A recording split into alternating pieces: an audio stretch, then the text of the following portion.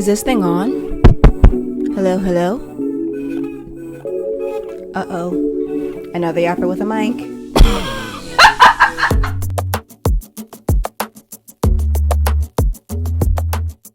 Hello, everyone. Welcome back to the Napkin In Between podcast. I'm your host, Dejanay Jones. Let's take a moment of silence because Black History Month is over. Okay, now let's get loud because now it's Women's History Month! Happy Women's History Month to my bad bitches and my bad bitches only. J-Lo, that does not include you. I don't know who decided the order of the months, but whoever decided to go from Black History Month straight into Women's History Month, give them a raise. Two of my favorite things in the entire world is being Black and being a woman, and I celebrate those things 365 all year round, right? But the fact that there is a month dedicated first to Black history and then to women's history, like, ugh. I just love that so much.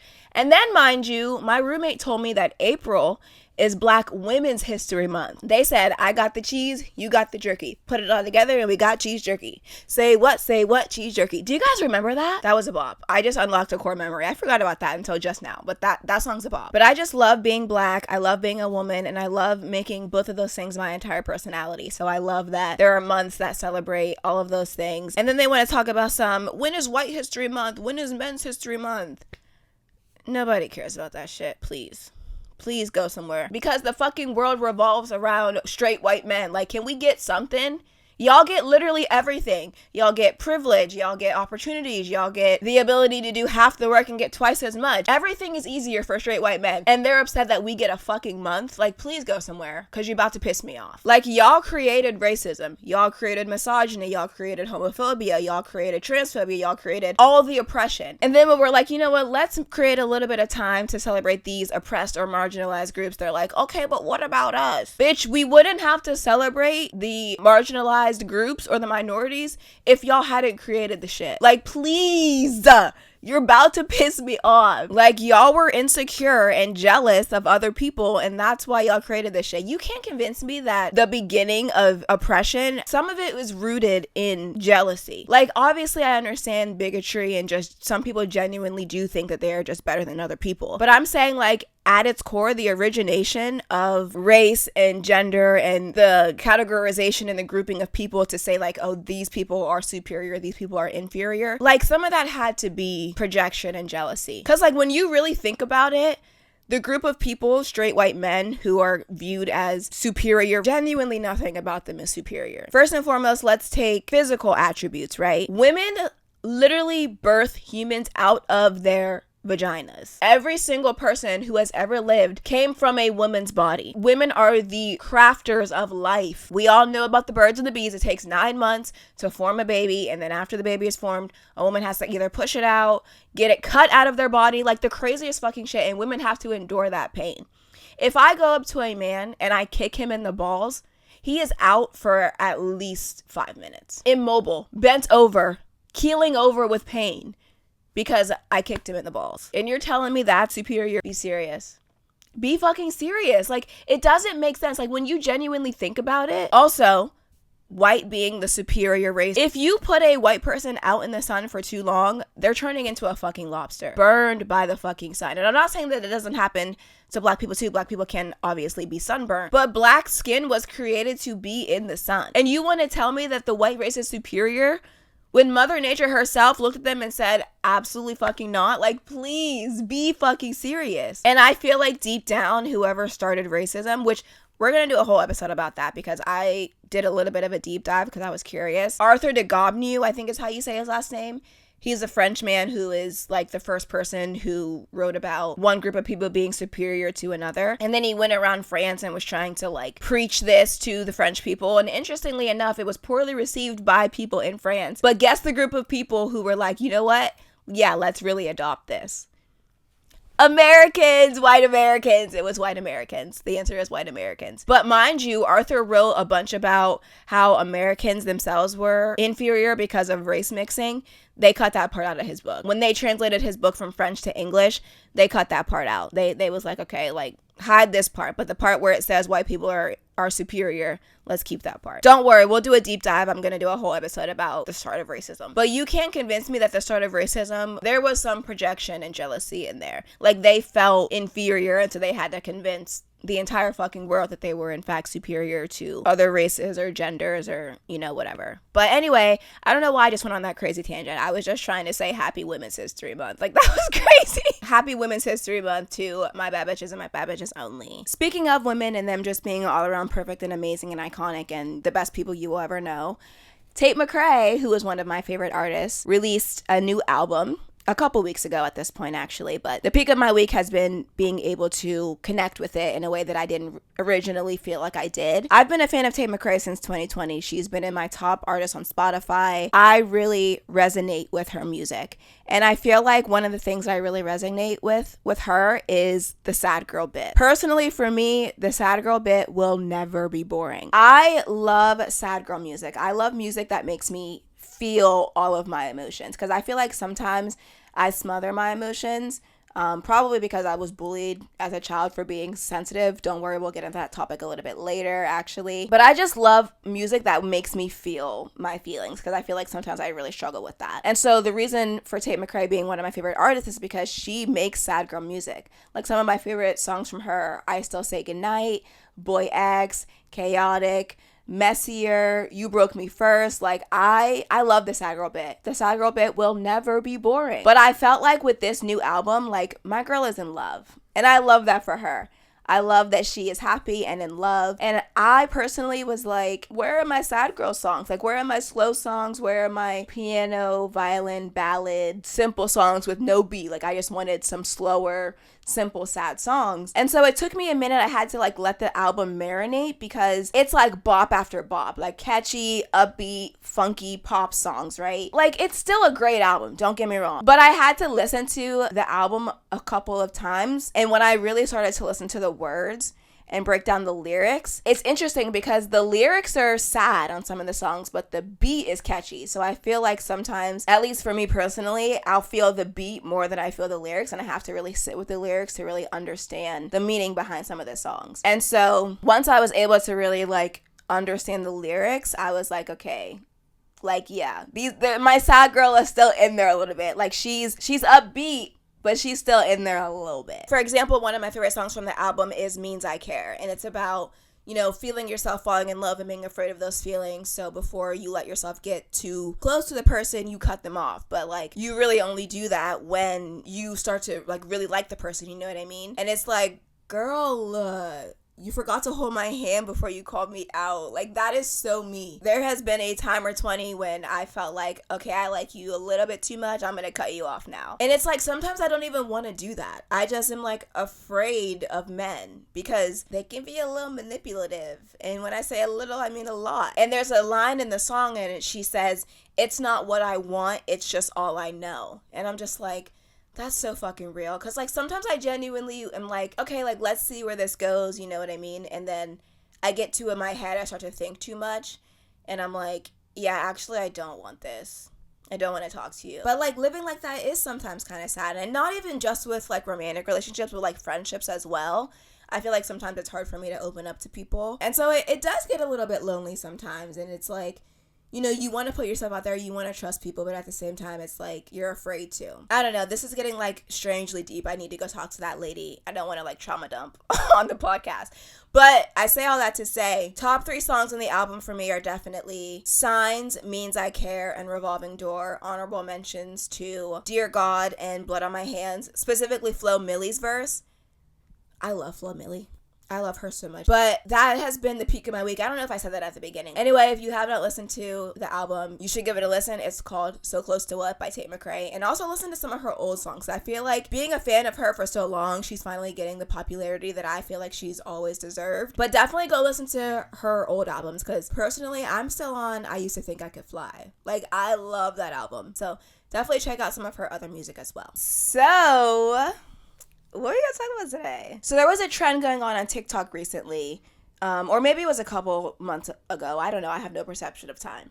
But basically the trend was talking about like what radicalized you. And I always get comments or DMs of people telling me like, I appreciate how pro-black you are. Like, what brought you to this point of, talking about racial inequality and social injustice and hardships and situations that Black people are constantly put in. And I wanted to do a story time on what got me here, because up until about 4 years ago, I was still dealing with a lot of internalized racism and self-hate. And the thing that was able to really break me out of that was this little girl that I was nannying named Callie. So I want to start from the very beginning. I was born and raised in a town called Meadville, Pennsylvania. It's a small, hick, predominantly white country town in the middle of bumblefuck, Pennsylvania. And so growing up outside of my family or my church family, the majority of the people that I was surrounded with were white. And as a child, I was bullied a little bit, but I feel like the majority of the bullying that I faced was because I was sensitive, not so much for the color of my skin. There was probably, some colorism mixed in there as well. But I think that the majority of the bullying was because people knew that you could say one little thing to me and it was going to make me cry. And so I was picked on a lot or called a crybaby, called too sensitive, different things like that. But even though most of my bullying wasn't because of me being dark skinned, I feel like I still developed a lot of self-hate because it wasn't so much that my natural features were demeaned, but they were also never praised. Like, I can't remember a lot of the time where my natural hair was celebrated, or I even wore my natural hair, period. Like, a lot of the times as a child into my early 20s, I was wearing braids or sew-ins, protective styles, I say in quotes for the audio listeners. We'll get into that in a little bit. But it was just that my natural features were never really praised. Like, whenever I had gotten my hair done in braids or whatever, it was always, "Ooh, you look cute. You we like that hairstyle." You know what I mean? Like, and obviously before I, internalized my self-confidence and made my self-confidence come from myself, my self-confidence would come from other people. And so when I'm only ever hearing praise when I'm wearing braids or anything like that, that's what I valued. And so I would keep my hair. And I say hair for me personally because a lot of my self-hate came from my hair. I would only ever feel confident if my hair was either braided up or straight. And I don't say this to say that I'm upset with the adults who were around me as I was growing up, because I don't blame them for that. It's not their fault. It's society's fault, right? Like, they were going off of what they knew. And so I don't want this to come off as me blaming or shaming any of the adults because they never praised my natural hair. But I'm just trying to walk through, as I've unpacked and done a lot of work internally, where my internalized racism and self-hatred came from. Because like I said, no one really was demeaning my natural hair. Like, every once in a while, if I after taking out a protective style or braids or whatever, yeah, my natural hair was called nappy or whatever, which is, I don't want to say whatever, that's not anything that should be overlooked. Obviously there's still negative connotations with that kind of verbiage in terms of describing your natural hair. I'm just saying, I understand that it could have been worse. I understand that some people are extremely ridiculed and dragged through the mud simply for their natural features. It still is not great, but I still feel grateful that I didn't have it as bad as I could have. So growing up and into my early adulthood, my early 20s, I never wore my natural hair because I just never felt confident enough in wearing my natural hair because, again, keep in mind, my value and who I thought I was as a person came strictly from outside perspective. And so when I was only ever being praised when my hair was straight or when my hair was in braids or when I was wearing a sew-in or whatever, that's what I wore. That's the only thing that I would do because that's where my confidence came from. And so in my adulthood, when I started wearing my natural hair, I say in quotes, I would only wear my hair if it was relaxed. I was getting relaxers at one point every 6 weeks. Crazy, right? I know. So fucking insane. But I was going to a beautician every 6 weeks to get a relaxer because I wanted to wear my quote-unquote natural hair. I didn't want to wear braids or anything like that. But it's still, it wasn't my natural hair. It was chemically straightened. And so because I was going every 6 weeks, my hair was so damaged.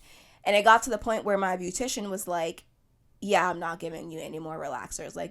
You're frying your hair, literally frying your hair. And so she recommended that I do a big chop.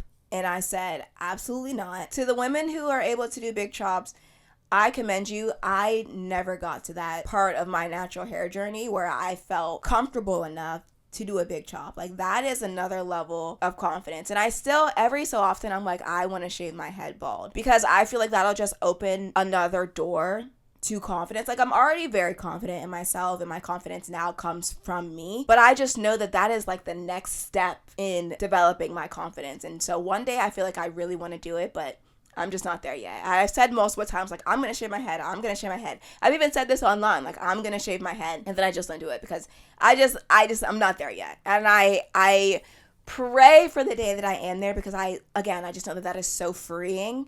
I'm just not there yet. But for the girls who are there, you are the baddest of the baddest. I'm trying to be like you. Like, you know what I mean? But anyway, she recommends a big chop. I say no. So she's like, okay, well, let's just cut off as much as we can for right now. And then every 6 weeks you'll come back. I'm not going to give you any more relaxers, but we'll do trims. And so my hair was growing out as I was getting trims. And so at this point, I'm trying to get in touch with my natural hair and my natural features and be confident in those things. But it was still extremely hard for me because my hair was the shortest it had ever been in my entire life because I fried it off. And I just didn't feel confident in my natural hair. And so I was wearing like clip-ins, or I would get sew-ins or anything just to hide my natural hair. Like, I was trying to be natural because my beautician told me like your hair needs a break, but I didn't want to give it a full break because I still wasn't very confident in my natural hair. And so at this point, I don't know if I said this, I don't think I did, but at this point I was living in Pittsburgh, Pennsylvania. I had moved from Meadville, went to college. In college I was still wearing braids or sew-ins a lot of the time, and then I moved to Pittsburgh, and in Pittsburgh is where my natural hair journey started for me. It was 2019. So it had started barely because I was still not wearing my natural hair fully. I was wearing the clip-ins or whatever. And so after Pittsburgh, I moved to Atlanta. And as some of you may know, I have a master's in social work. I used to work as a therapist. And when I moved to Atlanta, my mental health was struggling. I was going through a lot of things just in my personal life. Like, I had left a relationship and, you know, trying to deal with building up my own self-confidence and things like that. And so I felt like because of the place that I was in mentally, I could not be there for someone else and be their therapist. Like, I can't pour into your cup if my cup is empty. You know what I mean? I was a children's therapist, and I've always loved working with kids. And so I was like, I still want to work with kids, but I don't really want to be a therapist right now because my own mental health is struggling. But I still want to do something where I can kind of incorporate working with mental health and different things like that, but it's not like the focus of my work. And so that's when I got into nannying, because I felt like I could help kids, you know, with emotional regulation and different things like that, which is still a lot of things that I learned in therapy, but it wasn't the main focus. Like, as a nanny, I was doing other things like taking them to their activities or different things like that. And so I started nannying, and I started working with this family, and I was nannying this little girl named Callie. She was 19 months old at the time that I was nannying her. And Callie, some of you know a little bit about because I've talked about her a little bit on my page. As I said, she was 19 months old when I started working with her. At the time that I started working with Callie was around the time, a little bit after, I started posting on social media, because social media is also something that I've always wanted to do. And so I started posting regularly on social media. And I was just posting vlogs or jumping on trending sounds, just different things like that. And every single thing that I would post, no matter what it was, someone would be in the comments being racist towards me, saying something about my skin, saying something about my nose, about my natural features, about my hair because I was wearing my natural hair. And I'm not gonna lie, when I first started posting on social media and I would get comments like that, they hurt. I'm not gonna lie. They affected me at first, because it was just like, all I'm doing is posting. Like, why are you bothering me? Like, leave me alone. At this point, I wasn't even posting like my political content or like my content about race issues or different things like that. Like, it was literally just like vlogs, trending sounds, like basic content. And people would be in the comments just being racist. And I'm just like, let me live. Like God forbid a bitch have fucking hobbies. You know what I mean? But it was when I had very first started my content creation journey. And so it did affect me a little bit. And it made me feel upset because, again, I was still struggling with my own self-hate. And people were being racist towards me. And so it was just like amplifying it. Obviously now I realize that like people who leave racist comments, you're just a fucking loser. And it's like, you could have just kept scrolling, but you are dealing with your own personal insecurities and you're miserable, and misery loves company. And so coming to that realization of it's just like your own insecurity, it's like, now I have mean things to say and it's all your fault. And so that's when I would start clapping back at people and reading them and different things like that. But I'm nannying this little girl, and as a nanny, one of your biggest priorities is just making sure the children are safe, obviously, like making sure physically they're not putting themselves in danger or there's no danger or anything like that. But for me, I also really wanted her to know that in all of her natural features, she was beautiful. With her natural hair, with her natural features, with everything, I wanted her to know that she was beautiful. Even at 19 months old, I would just tell her like, oh, your hair's so pretty, or, just make sure she knew that in all of her natural features that she was beautiful. And so I'm, trying to pour into her and make sure that she is confident and she knows that her natural features are beautiful and different things like that. And I really can't pinpoint where exactly or what event happened that shifted my thinking, but I just started to think like, if it's true for her, and if I am doing this for her and believing this of her, which I 1000% did. I 1000% believe that all of her naturalness was beautiful. Something clicked in me that if it was true for her, then it was also true for me. And once that clicked in my brain, that like the statements that I was saying to her and the affirmations that I was giving to her were true for her, that they were also true for me, like it just clicked. And I wish that I knew exactly what was happening or what made it click, but I don't. I just think that I was saying it so much to her and affirming her so much that it ended up being true for me also. And so as she's growing up and, I'm continuing to work with her and pouring into her, it made me, do my own research and check my own internalized racism and my own personal biases that I had for myself. And I think that mixed with the racist and hate comments that I was getting online of people just talking about like my natural hair or whatever, it just clicked for me that like what you're talking about is the way that my hair grows out of my head naturally. And it's like, this is how my hair grows out of my head. Why do you have a problem with that? And that's what I would ask people. I would simply just say, this is my natural hair. What's wrong with it? Why do you have a problem with it? Like, how are you cool? Essentially just turning it on them. Like, this is not a me problem. This is a you problem.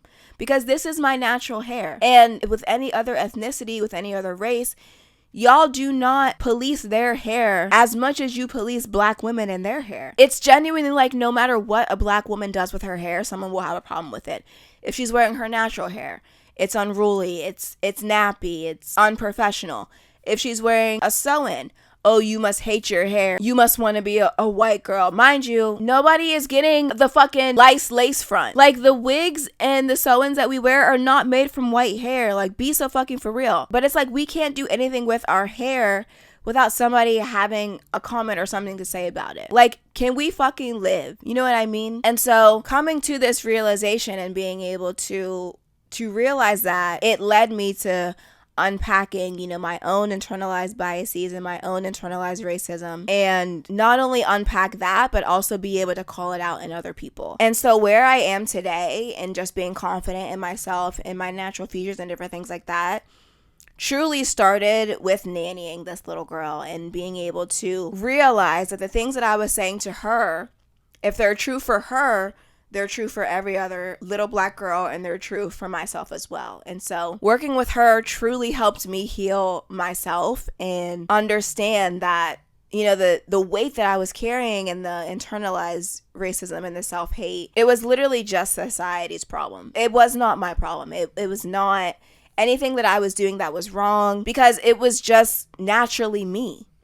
Like, there can't be anything wrong with my natural features. Like, it's my natural features. This is what I was born with.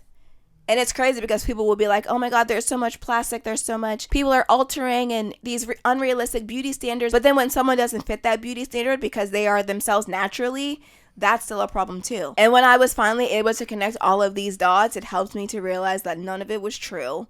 And that it was literally just racism and the European beauty standard that I was living under. That's what radicalized me. This little 19-month-old girl who I just wanted to make sure she knew that she was beautiful. And in pouring into her, it helped pour into me. And I will forever be grateful to her family and just giving me the opportunity to work with her, because at the time that I started nannying, I did not have a lot of experience in the field of nannying. Like, obviously I had my mental health background and different things like that, but I didn't really have experience in nannying. Like, I had been babysitting, but babysitting and nannying are two very, very different things.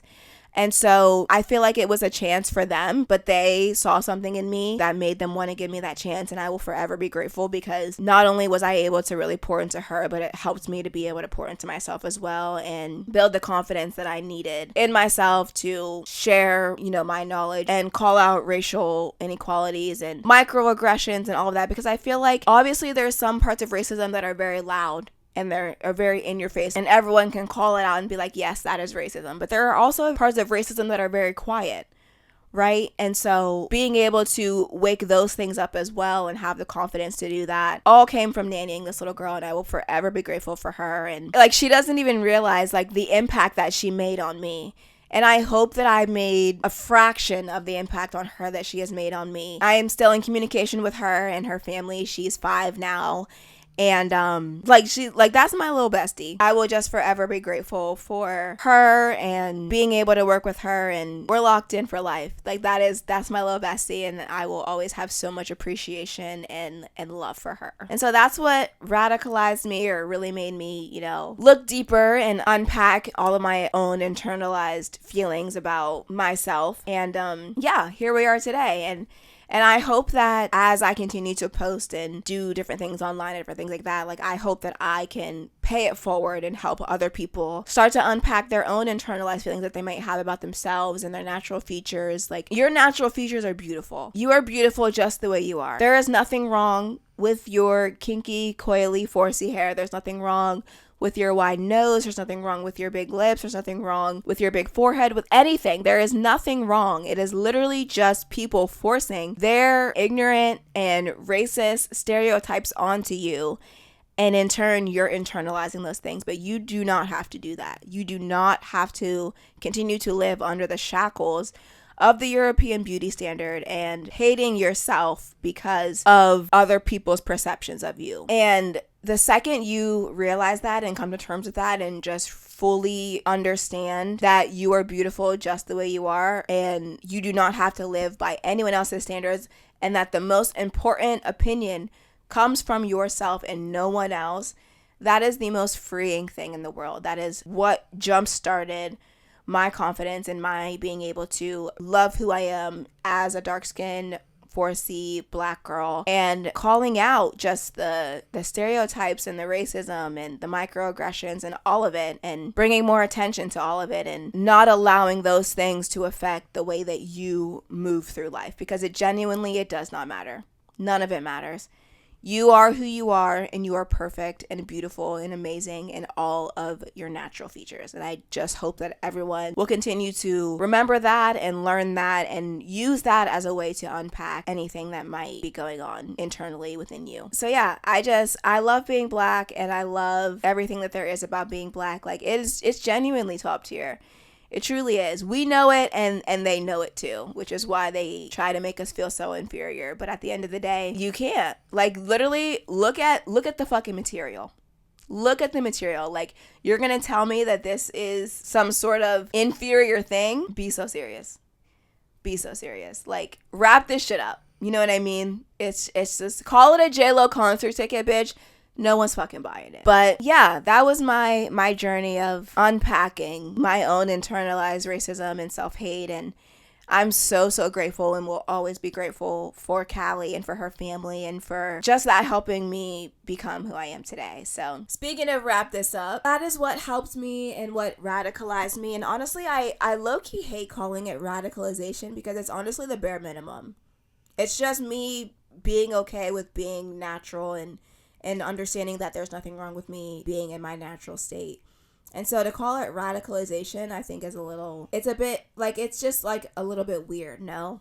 I don't know. It just feels a little like icky to me to call it radicalization, because it truly should be the bare minimum. It truly should just be a normal thing to let people be them natural selves and not have microaggressions or racism or someone in your ear trying to tell you that something about your natural body is wrong. I think we should wake that up. Like, it's not really radicalization. It's literally just me being okay with me being natural. But that's a conversation for another day. We'll get into that. We'll get into that also. I hope that this episode was helpful, and I hope, as always, that my content allows someone to know that they are beautiful in their blackness and everything that means and everything that encapsulates. You are beautiful and there is nothing wrong with your naturalness. Thank you for tuning in. I hope everyone is having a good day except for that orange drink lady, and I will talk to you in the next episode. Peace and love. Talk to you later. The Napkin in Between, hosted by Dejanay Jones, produced by Dejanay Jones, post-production by Dejanay Jones, music by Sam Champagne, and graphics by Isma Vidal. Don't forget to like and subscribe. See you next episode.